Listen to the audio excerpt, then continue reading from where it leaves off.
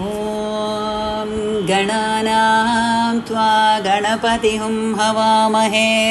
कविं कवीनामुपमश्रवस्तमं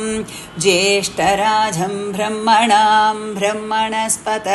आनशृण्वन्नोतिभिः सीदसादनं श्रीमहागणपतये नमः। ॐ सञ्च मे मयश्च मे प्रियञ्च मे नु कामश्च मे कामश्च मे सौमनसश्च मे भद्रञ्च मे श्रेयश्च मे वस्यश्च मे यशश्च मे भगश्च मे द्रविणञ्च मे यन्ता च मे धर्ता च मे क्षेमच्च मे धृतिश्च मे विश्वञ्च मे महश्च मे संविश्च मे ज्ञात्रञ्च मे सूश्च मे प्रसूश्च मे सीरञ्च मे लयश्च मरुधञ्च मे मृदञ्च मे यक्ष्मञ्च मे नामयश्च मे जीवातुश्च मे दीर्घायुत्वञ्च मे नमित्रञ्च मे भयञ्च मे सुखञ्च मे शयनञ्च मे सूषा च मे सुधिनञ्च मे। ॐ शान्ति शान्ति शान्तिः। ॐ नमो भगवते रुद्राय। ॐ नमस्ते रुद्रमन्यव उतोत इषवे नमः। नमस्ते अस्तु धन्वने बाहुभ्यामुत ते नमः। यातयिषु शिवतमा शिवं बभूवते तनुः शिवा शरव्यायातवतयानो रुद्रमृडय याते रुद्रशिवा धनुरघोरा पापकाशिनी तया नस्तनुवाचन्दमया गिरिशन्दाभिषागशीः यामिषुं गिरिशन्तहस्ते बिभर्ष्यस्तवे शिवां गिरित्रतां कुरु माहि पुंसि पुरुषं जगत् शिवेन वचसा त्वा गिरिशाच्चावधामसि यथा नः सर्वमिज्जगद् यक्ष्महुं सुमना असत् अध्यवोच तदधिवक्ता प्रथमो दैव्योऽभिषक् अहीहिश्च सर्वान् जम्बयन् सर्वान् च यातु धान्यः असौ यस्ताम्रो अरुण उद बभ्रुः सुमङ्गलः ये चेमाहुं रुद्रा अभितो दिक्षुश्रुता सहस्रशो वैशाखुं हेडयेमहे असव्यो वसर्पदि नीलग्रीवो विलोहितः उदैनं गोपा अदृशन्नदृशन्नुतहार्यः उदैनं विश्वाभूतानि च दृष्टो मृडयादिनः नमो अस्तु नीलग्रीवाय सहस्राक्षाय मीडुषे अथो ये अस्य सत्त्वानोऽहं तेभ्यो करन्नमः प्रमुञ्चदन्वनस्त्वमुभयोराग्नियोर्ज्यां याश्च ते हस्त इषवः पराता भगवो ववाम् अवदत्यतनुस्त्वहुं सहस्राक्षशतेषु ते निशीर्य शल्यानामुखा शिवो नः सुमना भवा विज्यं तनुः कपर्दिनो विशल्यो बाणबाहुम् उता अनेशन्नस्येषव आपुरस्य निषङ्गतिः याते हेधिर्मीडुष्टमहस्ते बभूवते धनुः तयास्मान् विश्वतस्त्वमयक्ष्मया परिभुजा नमस्ते अस्त्वायुधायानातदाय धृष्णवेः उभाभ्यामुदते नमो बाहुभ्यां तव धन्वने परिते धन्वनो हेतिरस्मान् वृणक्तु विश्वतः अथो य इषुदिस्तवारे अस्मन्निदेहितम् नमस्ते अस्तु भगवन् विश्वेश्वराय महादेवाय त्र्यम्बकाय त्रिपुरान्तकाय त्रिकाग्निकालाय कालाग्निरुद्राय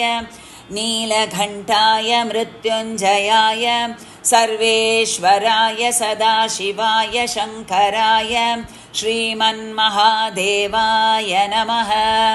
नमो हिरण्यबाहवे सेनान्ये दिशाञ्च पतये नमो नमो वृक्षेभ्यो हरिकेशेभ्यः पशूनां पतये नमो नमः सस्पिञ्जराय त्विषीमते पथीनां पतये नमो नमो बब्लुषाय विव्याधिनेन्नानां पतये नमो नमो हरिकेशायोपवीधिने पुष्टाणां पतये नमो नमो भवस्य हेत्यै जगतां पतये नमो नमो रुद्राय तथा विने क्षेत्राणां पतये नमो नमः सूधाय हन्त्याय वनानां पतये नमो नमो रोहिताय स्तपतये वृक्षाणां पतये नमो नमो मन्त्रिणे वाणिजाय कक्षाणां पतये नमो नमो भुवन्तये वारिवस्कृताय औषधीनां पतये नमो नमः उच्चैर्घोषाय क्रन्तयते पत्तीनां पतये नमो नमः कृत्स्नवीताय धावते सत्त्वनां पतये नमः नमः सहमानाय निर्व्याधिन आव्याधिनीनां पतये नमो नमः कगुभाय निषङ्गिणे स्तेनानां पतये नमो नमो निषङ्गिण इषुधिमते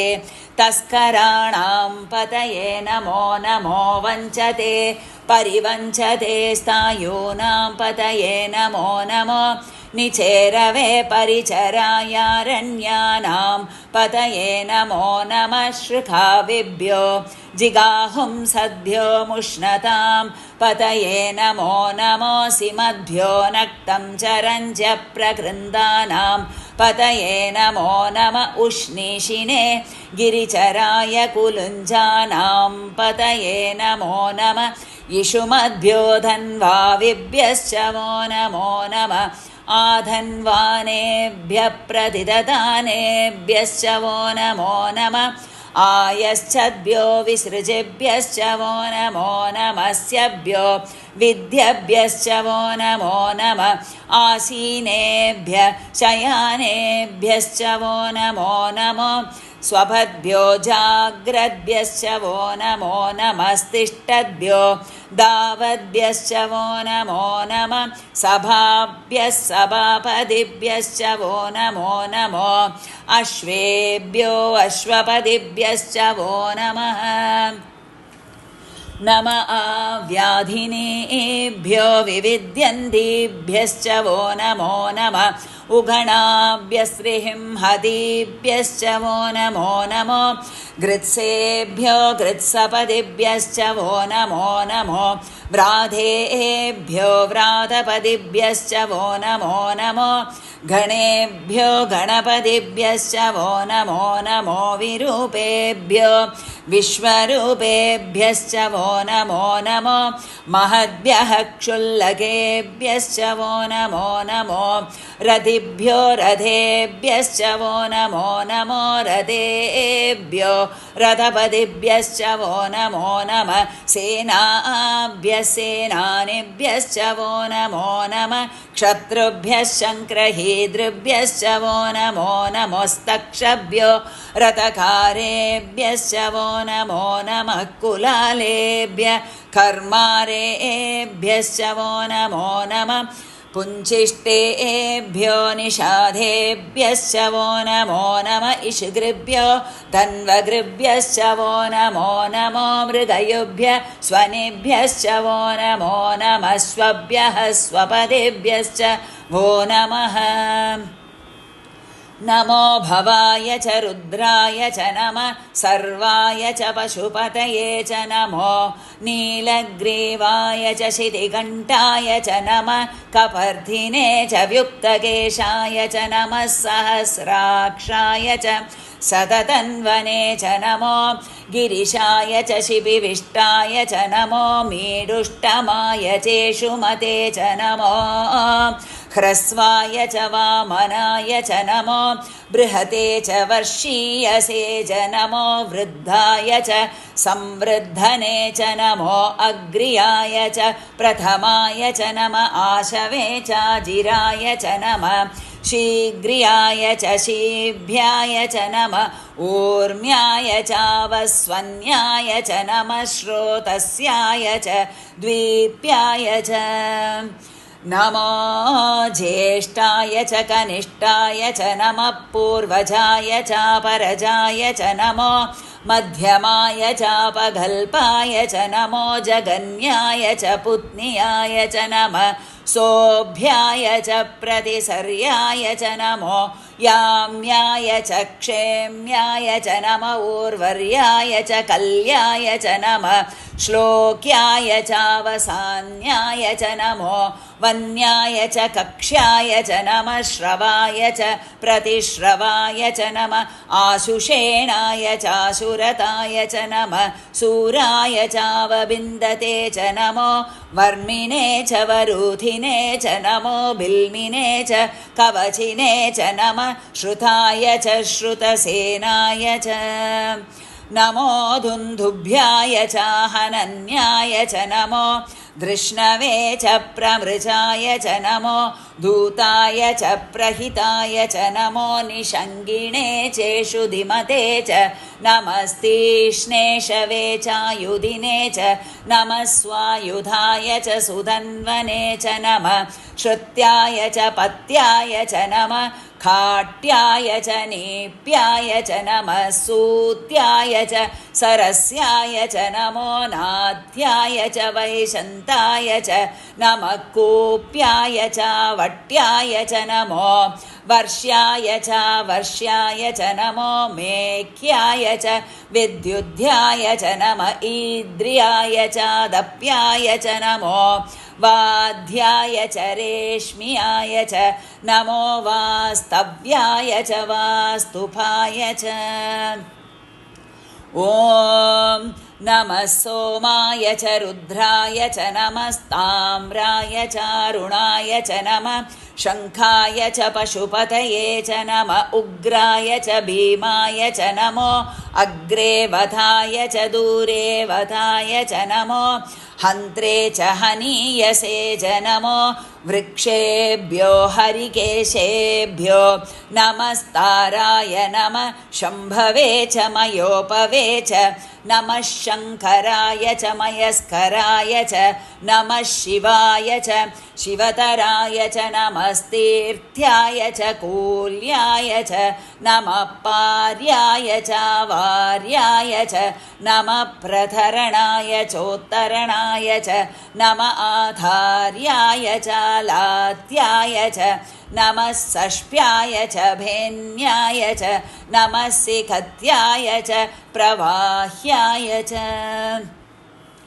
नमः हिरण्याय च प्रपत्याय च नमः किहुंशिलाय च क्षयणाय च नमः कपर्दिने च पुलस्तये च नमो गोष्ठ्याय च गृह्याय च नमस्तल्प्याय च गेह्याय च नमः काट्याय च गह्वरेष्टाय च नमो हृदयाय च निवेश्प्याय च नमः पाहुंसव्याय च रजस्याय च नमः सष्क्याय च हरित्याय च नमो लोभ्याय चोलभ्याय च नमः ऊर्व्याय च शूर्म्याय च नमः पर्ण्याय च पर्णशत्याय च नमोपगुरमाणाय चाभिघ्नते च नमः आकितते च प्रकितते च नमो वकिरिकेभ्यो देवानाहुं हृदयेभ्यो नमो विक्षीणकेभ्यो नमो विचिन्वत्केभ्यो नम आनिर्हतेभ्यो नम आमीवत्केभ्यः द्रापे अन्तसस्पते दरिद्रन्नीललोहिता येषां पुरुषाणामेषान् पशूनां माभैर्मा रोमो येषां किञ्चनाममत् या ते रुद्रशिवा धनु शिवा विश्वाह भेषजी शिवा रुद्रस्य भेषजी तया नो मृडजीवसे इमाहुं रुद्राय तवसे कपर्धिने क्षयद्वीरायः प्रभरामहे मतिं यथा नः शमशद्विपदे चतुष्पदे विश्वं पुष्टं ग्रामे अस्मिन्ननाधुरं मृडानो रुद्रोतनो मयस्कृति क्षयद्वीराय नमसा विधेमते यश्चं च योश्च मनुरायजे पिता ततस्याम तव रुद्र प्रणीतौ मानो महान्तमुदमानो अर्भकं मान उक्षन्तमुदमान उक्षितम् मानोवती पितरं मोधमाधरं प्रिया मानस्तनुवो रुद्ररीरिषः मानस्तोके तनये मान आयुषि मानो गोषु मानो अश्वेषु रीरिषः वीरान्मानो रुद्रभामितोऽवतीर्हविष्मन्तो नमसा विधेमते आरात्ते गोग्नौदपूरुषग्ने क्षयद्वीराय सुम्नमस्मेते अस्तु रक्षा च नो अधि च देव ब्रूह्यता च नम सर्मयश्च द्विबर्हाः स्तुहि श्रुतं गर्तसदं युवानं मृगन्न भीममुपहग्नुमुग्रम् मृडाजरिद्रे रुद्रस्तवानो अन्यन्ते अस्मन्निभवन्तु सेनाः परिणो रुद्रस्य हेतिर्वृणक्तु परिद्वेषस्य दुर्मतिरघायोः अवस्थिरामघवद्भ्यस्तनुष्वमीट्वस्तोकाय तनयाय मृणय मीडुष्टमशिवतमशिवो न सुमना भवा परमे वृक्ष आयुधं निधाय कृत्तिं वसान आचरविनाकं विप्रदागहि विखिरितविलोहित नमस्ते अस्तु भगवः यास्ते सहस्रहं हेतयोऽन्यमस्मन्निभवन्तु ताः सहस्राणि सहस्रदा बाहुवोस्तव हेतयः दाशामीशानो भगवः पराचीनामुखाकृति सहस्राणि सहस्रशो ये रुद्रा अतिभूम्यां तेषाहुं सहस्रयोजने वतन्वानि तन्मसि अस्मिन् महत्यर्णवे अन्तरिक्षे भवा अति नीलग्रीवाशितिघण्टाः सर्वा अथा क्षमाचराः नीलग्रीवाशितिघण्टादिवुहुं रुद्रा उपश्रिताः ये वृक्षेषु सस्पिञ्जरा नीलग्रीवा विलोहिताः ये भूतानामतिपतयो विशिखाशक्कपर्दिनः ये अन्येषु विविध्यन्ति पात्रेषु पिबतो जनान् ये पतां पतिरक्षय ऐलभृतायव्युतः ये तीर्थानि प्रचरन्ति शृगावन्तो निषङ्गिणः य एतावं तश्च भूयाहुंसश्च दिशो रुद्रावितस्तिरे तेषाहुं सहस्रयोजने वधन्वानि तन्मसि नमो रुद्रेभ्यो ये पृथिव्यां येऽन्तरिक्षे ये दिवि येषामन्नं वाधो वर्षमिषवस्तेभ्यो दश प्राचीर्दश दक्षिणा दश प्रतीचीर्दशोदीर्चीर्दशोर्वास्तेभ्यो नमस्ते नो मृडयन्तु तेयं द्विष्मो यश्च नो द्वेष्टितं वोजं वेदधामि त्र्यम्बकं यजामहे सुगन्धिं पुष्टिवर्धनम् उर्वारुकमिव बन्धनान् मृत्योर्मुक्षीयमामृतात् यो रुद्रो अग्नौ यो अप्सु य ओषधीषु यो रुद्रो विश्वा भुवना विवेश तस्मै रुद्राय नमो अस्तु तमुष्टुहि यः स्विषुः सुधन्वायो विश्वस्य क्षयति भेषजस्य यक्ष्वा महेशौ मनसाय रुद्रं नमोभिर्देवमसुरं तु वस्य अयं मे हस्तो भगवान् अयं मे भगवत्तरः अयं मे विश्वभेषजोऽयं शिवाभिमर्चनः एते सहस्रमयुतं पाशा मृत्यो मर्त्याय हन्तवे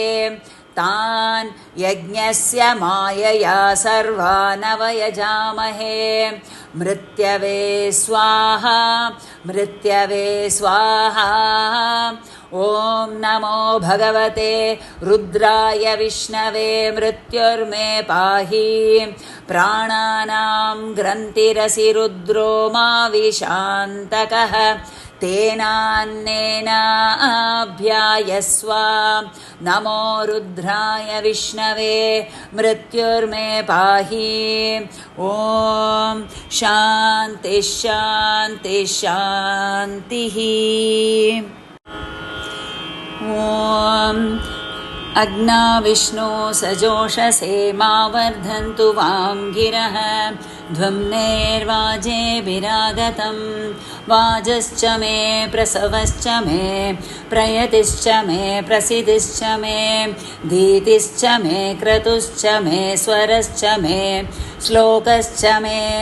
श्रावश्च मे श्रुतिश्च मे ज्योतिश्च मे सुवच्च मे प्राणश्च मे अपानश्च मे व्यानश्च मे सूश्च मे चित्तञ्च आदीतञ्च मे वाक्च मे मनश्च मे चक्षुश्च मे श्रोत्रञ्च मे दक्षश्च मे बलञ्च ओजश्च मे सहश्च आयुश्च मे जरा च आत्मा च मे तनूश्च मे सर्म च मे वर्म च मेऽङ्गानि च मे स्थानि च मे परोहुंषि च मे शरीराणि च मे ज्येष्ठञ्च आधिपत्यञ्च मे मन्युश्च मे वामश्च मे मश्च मेऽम्बश्च मे जेमा च मे महिमा च मे वरिमा च मे प्रतिमा च मे वर्ष्मा च मे द्रागुया च मे वृद्धञ्च मे वृद्धिश्च मे सत्यञ्च मे श्रद्धा च मे जगश्च मे धनञ्च मे वशश्च मे द्विषिश्च मे क्रीडा च मे मोदश्च मे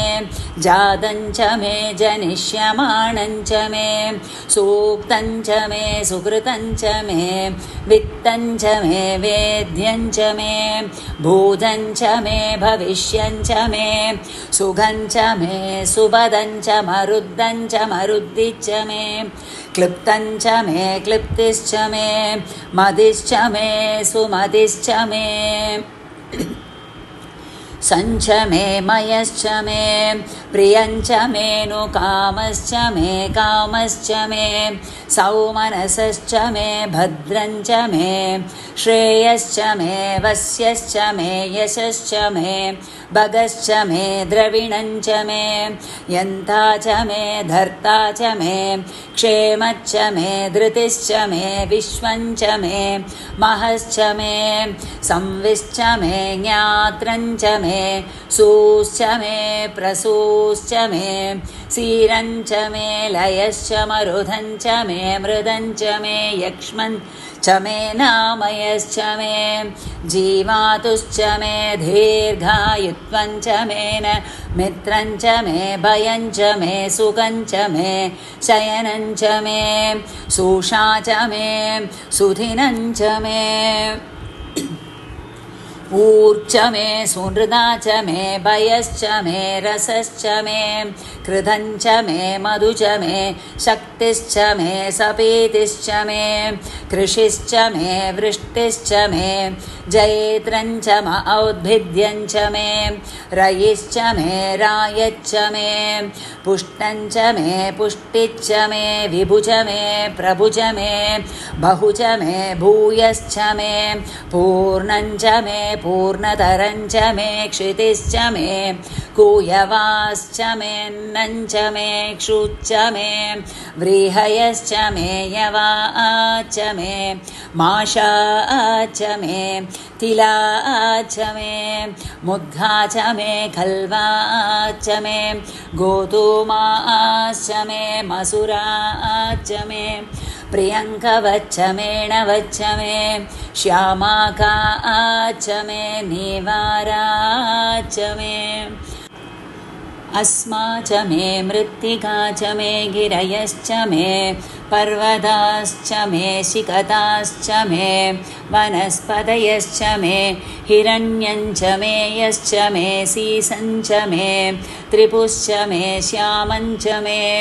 लोहञ्च मे अग्निश्च म आपश्च मे विरुधश्च म ओषधयश्च मे कृष्टपश्यञ्च मे अकृष्टपश्यञ्च मे ग्राम्या च मे पशव आरण्या च यज्ञेन कल्पन्तां वित्तञ्च मे वित्तिश्च मे भूतञ्च मे भूतिश्च मे वसु च मे वसतिश्च मे कर्म च मे शक्तिश्च मेऽर्थश्च म एमच्च म इतिश्च मे गतिश्च मे अग्निश्च म इन्द्रश्च मे सोमश्च म इन्द्रश्च मे सविता च म इन्द्रश्च मे सरस्वती च म इन्द्रश्च मे भूषा च म इन्द्रश्च मे बृहस्पतिश्च म इन्द्रश्च मे मित्रश्च म इन्द्रश्च मे वरुणश्च म इन्द्रश्च मे द्वष्टा च म इन्द्रश्च मे दाता च म इन्द्रश्च मे विष्णुश्च म इन्द्रश्च मे श्विनौ च म इन्द्रश्च मे मरुतश्च म इन्द्रश्च मे विश्वे च मे देवा इन्द्रश्च मे पृथिवी च म इन्द्रश्च मे अन्तरिक्षं च म इन्द्रश्च मे द्यौश्च म इन्द्रश्च मे दिशश्च म इन्द्रश्च मे मूर्धा च म इन्द्रश्च मे प्रजापतिश्च म इन्द्रश्च मे अगुंसुश्च मे रश्मिश्च मेधाभ्यश्च मे दिपदिश्च म उपागुंसश्च मे अन्तर्यामश्च म ऐन्द्रवावयवश्च मे मैत्रावरुणश्च म आश्विनश्च मे प्रदीप्रस्थानश्च मे शुक्रश्च मे मन्दी च म आग्रयणश्च मे वैश्वदेवश्च मे ध्रुवश्च मे वैश्वानरश्च मरुदुग्रहाश्च मे दिग्राह्याश्च म ऐन्द्राग्नश्च मे वैश्वदेवश्च मे मरुद्वधीयाश्च मे माहेन्द्रश्च म आदित्यश्च मे सावित्रश्च मे सारस्वतश्च मे पौष्णश्च मे पात्नीवदश्च मे हारियोजनश्च मे इद्मश्च मे बर्हिश्च मे वेदिश्च मे तिष्णियाश्च मे श्रुशश्च मे शमशाश्च मे ग्रावाणश्च मे स्वरवश्च म उपरवाश्च मे दिशवणे च मे द्रोणकलशश्च मे वायव्यानि च मे भूतभृश्च म आदवनीयश्च म आग्नेयीद्रञ्च मे हविर्धानञ्च मे गृहा च मे सतश्च मे पुरोडाशाच्च मे पचताश्च मे ववृतश्च मे स्वगाकारश्च मे अग्निश्च मे कर्मश्च मेऽर्कश्च मे सूर्यश्च मे प्राणश्च मे श्वमेधश्च मे पृथिवी च मे दिदिश्च मे द्यौश्च मे शक्वरीरङ्गुलयोदिशश्च मे यज्ञेन कल्पन्तां ऋक् च मे साम च मे स्तोमश्च मे यजुश्च मे दीक्षा च मे तपश्च मरुतश्च मे व्रतञ्च मे अहोरार्द्र्योर्वृष्ट्या बृहत्रतन्तरे च मे यज्ञेन कल्पेताम् गर्भा च मे वत्सा च मे त्रिवी च मे तिर्यवी च मे दित्यवाट् च मे दित्यौही च मे पञ्चावी च मे पञ्चावी च मे त्रिवत्स च मे त्रिवत्सा च मे तुर्यवाट् च मे तुर्यौही च मे पष्टवाट् च मे पष्टौही च म उक्षा च मे वशा च मरुषभच्च मे वेहच्च मे नट्वाञ्च मे धेनुश्च म आयुर्यज्ञेन कल्पतां प्राणो यज्ञेन कल्पतामपानो यज्ञेन कल्पतां व्यानो यज्ञेन कल्पतां चक्षुर्यज्ञेन कल्पताहुं श्रोत्रं यज्ञेन कल्पतां मनो यज्ञेन कल्पतां वाक् यज्ञेन कल्पताम् आत्मा यज्ञेन कल्पतां यज्ञो यज्ञेन कल्पताम् एका च मे तिस्रश्च मे पञ्चश मे सप्त च मे नव च म एकादश च मे त्रयोदश च मे पञ्चदश च मे सप्तदश च मे नवदश च म एकविंशतिश्च मे त्रयोविंशतिश्च मे पञ्चविंशतिश्च मे सप्तविंशतिश्च मे नवविंशतिश्च म एकत्रिंशच्च मे त्रयस्त्रिंशच्च मे चतुर्श्च मे अष्टौ च मे द्वादश मे षोडश मे विंशतिश्च मे चतुर्विंशतिश्च मे अष्टाविंशतिश्च मे द्वात्रिंशच्च मे षट्त्रिंशच्च मे चत्वारिंशच्च मे चतुश्चत्वारिंशच्च मे अष्टाचत्वारिंशच्च मे वाजश्च प्रसवश्च बीजश्च क्रतुश्च सुवश्च मूर्धा च व्यस्नियश्चान्द्यायनश्चान्द्यश्च भौवनश्च भुवनश्चाधिपतिश्च इडाधे बहुर्मनोर्यज्ञनिर्बृहस्पतिरुक्तामदानि सहंसिषत् विश्वे देवासूक्तवाच पृथिवीमाधर्माहि घुंसीर्मधुमनिष्ये मधुजनिष्ये मधुवक्ष्यामि मधुवदिष्यामि मधुमतीं देवेभ्यो वाचमुद्या शुश्रूषेणाः मनुष्ये व्यस्तं मां देवा अवन्तु शोभायै पितरो नु वदन्तु ॐ शान्ति शान्ति शान्तिः ॐ निधनपतये नमः निधनपदन्तिकाय नमः ऊर्ध्वाय नमः ऊर्ध्वलिङ्गाय नमः हिरण्याय नमः हिरण्यलिङ्गाय नमः सुवर्णाय नमः सुवर्णलिङ्गाय नमः